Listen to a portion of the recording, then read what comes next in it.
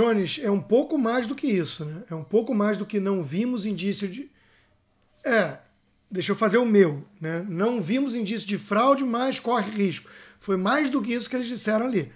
Eles disseram que eles pediram acesso a um monte de coisa que foi negado, o acesso. Eles disseram que tiveram que entrar nas salas com papel e lápis para analisar quase 17 milhões de linhas de código-fonte, que é o agregado que vem desde o início desse troço, porque toda hora que vão mexendo vai agregando linhas, e que basicamente não dá para concluir nada dessa maneira. Ou seja, a analogia que eu fiz, na verdade eu vi um seguidor meu fazendo isso, não lembro o nome agora, tem 1,5 milhão de seguidores no Twitter, eu realmente confesso que deixei escapar o nome, mas acabou que a coisa viralizou, porque a sacada dele foi muito boa. Né? É mais ou menos como se o TSE tivesse dito: vocês podem fazer a inspeção aqui no meu restaurante, só não entra na cozinha. Né? Então, o que foi dito, e é curiosíssimo analisar as manchetes, né, e o destaque que os jornais deram, eu fiz isso no dia, né? Por exemplo, a Folha de São Paulo estava com toda a página principal dedicada ao obituário da Gal Costa, e lá embaixo você encontrava perdido uma informação de que não houve detecção de fraude alguma. E não é essa a essência do recado. Né? Dizia: relatório da defesa não aponta fraude em eleição e TSE agradece. Não foi esse o recado que o relatório tentou transmitir. Então isso já é uma análise subjetiva e manipulada. O Globo, né?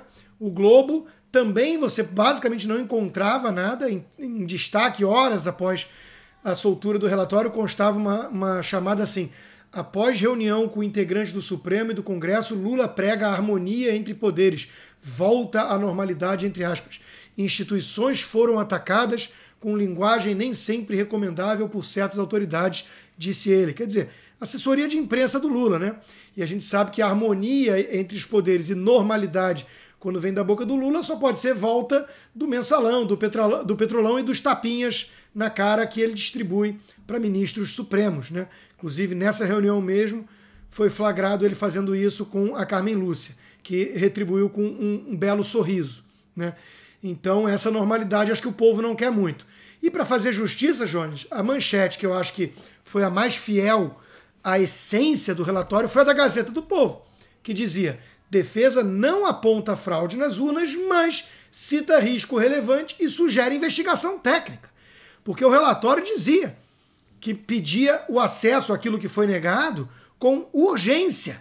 Urgência, porque tinha vários pontos frágeis, como, por exemplo, a questão da biblioteca acessível pela internet, a questão dos códigos binários, do próprio código-fonte, linguagem de nerd, linguagem de TI, mas a tradução, apertando a tecla SAP para leigo, o sistema não tem nenhuma transparência. É frágil, pode ter software malicioso metido ali, e o que não há nenhuma forma de dizer que o que rodaram no dia da eleição foi a mesma coisa que nós observamos lá, quando abriram para a gente com papel e lápis. Porque não podemos fazer sequer um teste dinâmico que simulasse a eleição. Então era uma coisa estática, sem acesso a um monte de portas. Quer dizer, volto à analogia: vem aqui fiscalizar meu restaurante, mas não entra na cozinha. As forças... Exato, claro. Vários detalhes, né? E tanto foi absurda a interpretação que esses veículos de comunicação e políticos tiveram, né? Com chamadas de que conclui que não houve fraude, né? O TSE afirmou isso. O TSE soltou uma nota dizendo que relatório das Forças Armadas conclui que não houve fraude. E não é essa a conclusão. Foi tanta bizarrice e aberração interpretativa. Gleisi Hoffmann, presidente do PT, dizendo que assunto encerrado e está comprovada a lisura do processo. Falso. Isso é fake news.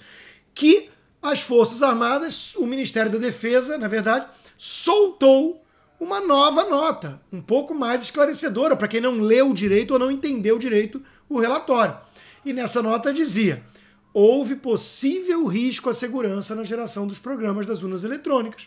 Os testes de funcionalidade, da forma como foram realizados, não foram suficientes para afastar a possibilidade de influência de um código malicioso.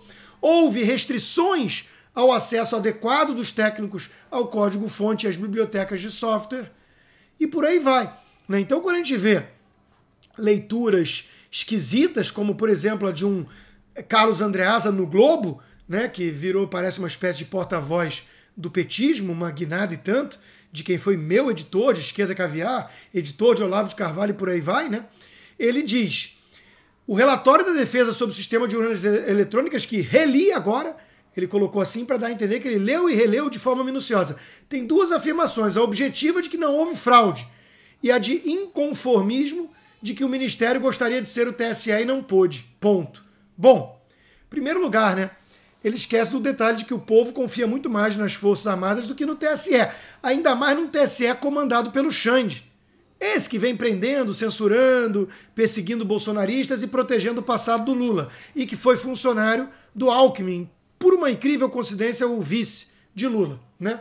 Logo, se há um controle opaco, sem qualquer transparência, centralizado no TSE, comandado pelo Xande, nesse processo todo que não é auditável, temos que confiar no Xande, na sua palavra e ponto final. E o Andreasa está aplaudindo isso, pelo visto, né?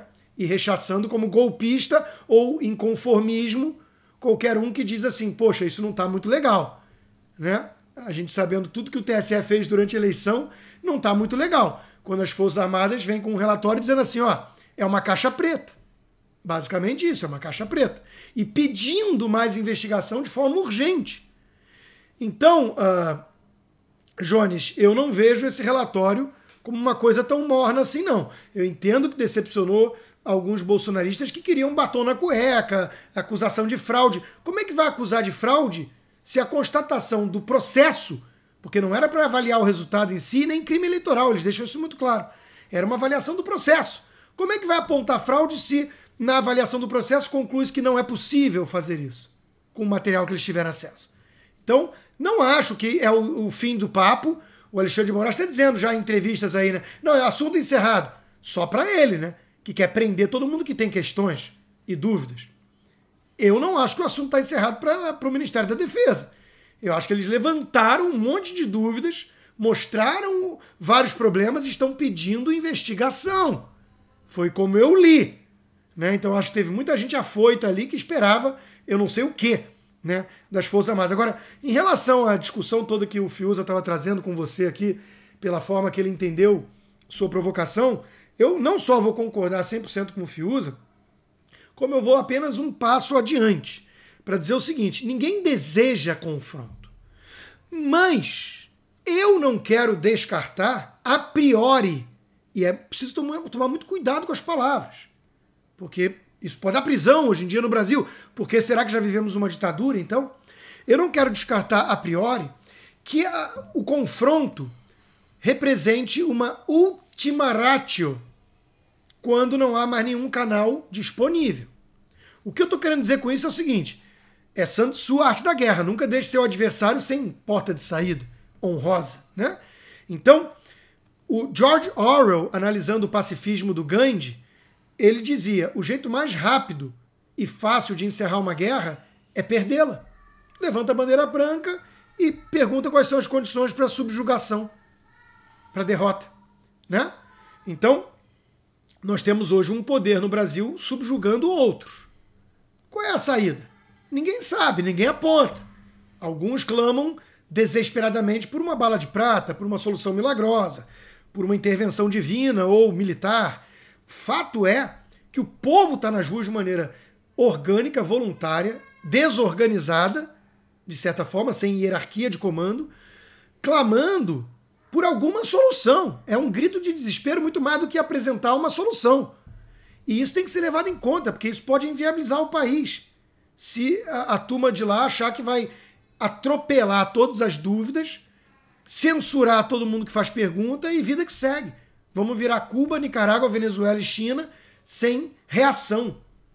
Então eu quero lembrar aqui, e eu fechei a minha fala sobre isso no jornal Jovem Pan, dessa quarta-feira, Jones, com uma fala bastante incisiva e, quero crer, impactante.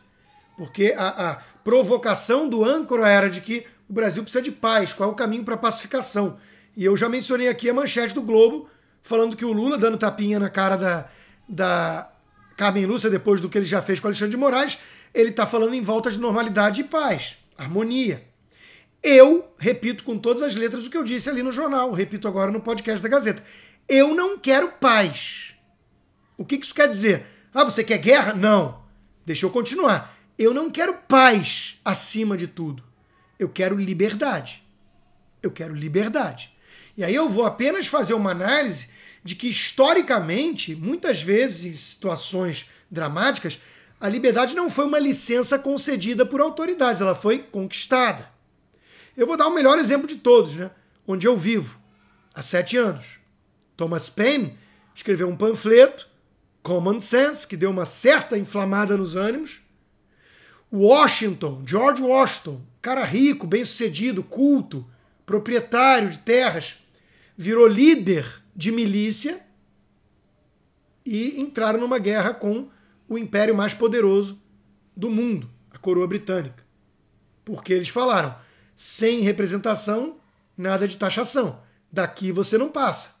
Nós vamos resgatar valores, tradições, conceitos de liberdade que vocês supostamente sempre valorizaram, britânicos, e que estão querendo suprimir aqui, na colônia. E isso nós não vamos aceitar.